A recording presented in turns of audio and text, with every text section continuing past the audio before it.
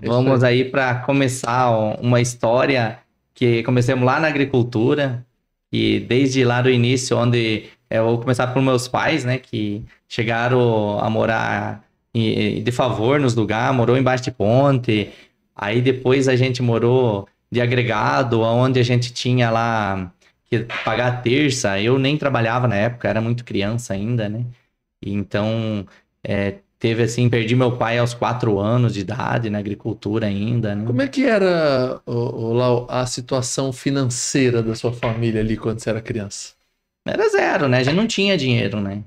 E não tinha, a gente não tinha nenhuma casa. Assim, quando meus irmãos mesmo começaram, a gente morava de favor dos outros, né? Nós não tinha onde morar. Realmente, morava em barracos, né?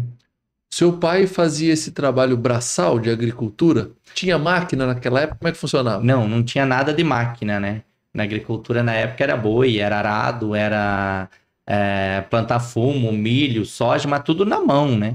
Tudo na mão. E aí quando eu perdi meu pai aos 4 anos, depois a gente até comprou financiado um pedaço, uma chácara pequena, né? Então ali nós plantava muito fumo, a gente chegava a plantar 150 mil pés de fumo, tudo na mão, né?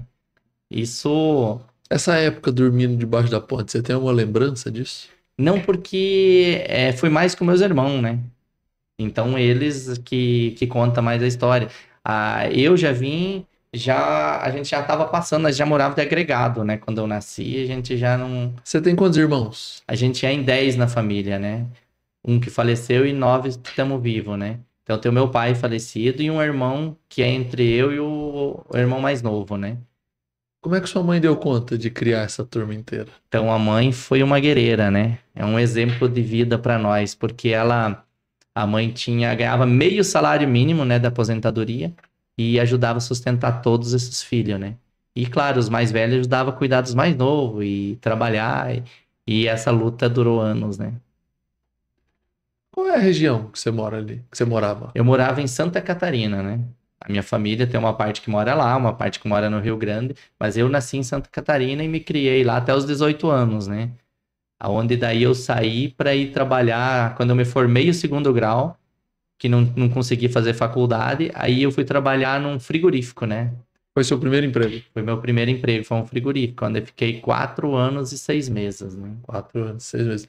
Então ficou muito tempo na roça, estudou, fez até o segundo grau, né, que é o ensino E médio, e dali você pegou seu primeiro emprego e aí foi trabalhar com carne. isso, fui trabalhar com carne já dentro de um frigorífico, aprender os cortes, só que era suíno, né? Então a gente lá batia bastante, 800, 1.000 suínos um dia, né? Então eu trabalhava numa parte de presuntaria, aprender a fazer presunto, injetar, como que injetava, a gente aprendeu tudo ali, né? Ali eu tive a oportunidade de fazer um curso técnico em alimentos, né? Não era faculdade, mas era um curso de 2 anos, que foi legal, aprendi muito, né? E depois dali que eu saí para os restaurantes, né? Que eu saí e fui convidado para ir para Belo Horizonte, né?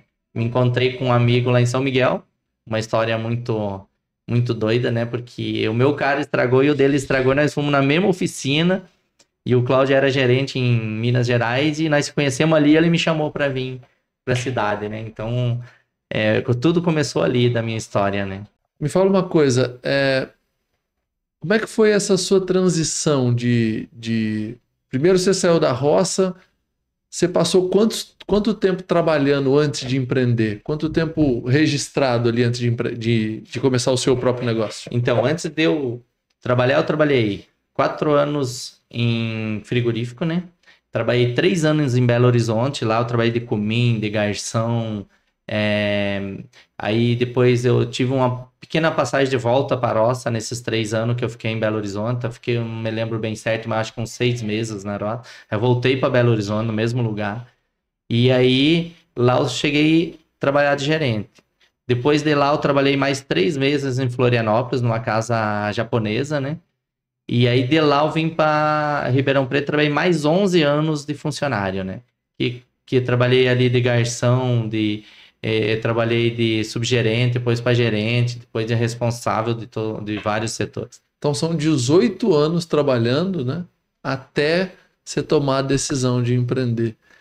E me fala Isso. uma coisa, como é que foi essa decisão de ter o seu próprio negócio? De onde ela saiu? Qual é a origem? O que te motivou a dizer, não, eu vou parar de trabalhar para alguém e vou montar meu próprio negócio? Foi a crise, né? A crise, nós não conseguia, porque na época eu sei que eu fui perdendo salários, né? Por causa da crise, na época da Dilma, ali, 2017, que foi quando eu montei. Então, 2 vezes eu perdi salário. E aí o meu salário, na época, eu de gerente ganhava menos que garçom, né? Então, ali fez eu sair e ir atrás de um negócio, né? Ou eu saía para trabalhar em outro lugar ou num negócio. E aí eu resolvi montar um negócio que fui chamado por 2 amigos, né? Entendi. E me fala uma coisa, como é que você começou ali? Qual o investimento para montar o Latulha, né? Que hoje é foi o seu primeiro restaurante, foi o seu Isso. primeiro negócio. Como é que foi o investimento? Como é que foi esse início de empreender?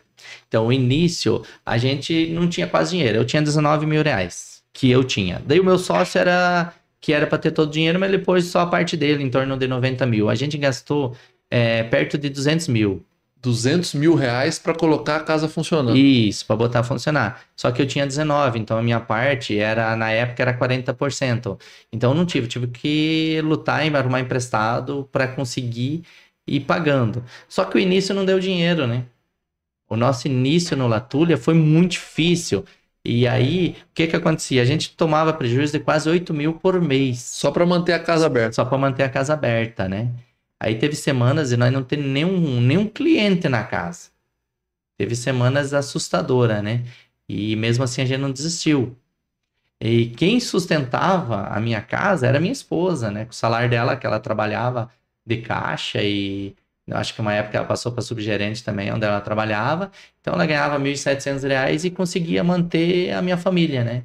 1.700 você, ela e um filho, né? E um filho. Hoje você tem 2. Hoje eu tenho 2. Hoje eu tenho o meu filho, João Miguel, a minha filha Nicole, né? Minha esposa é a Camille, né?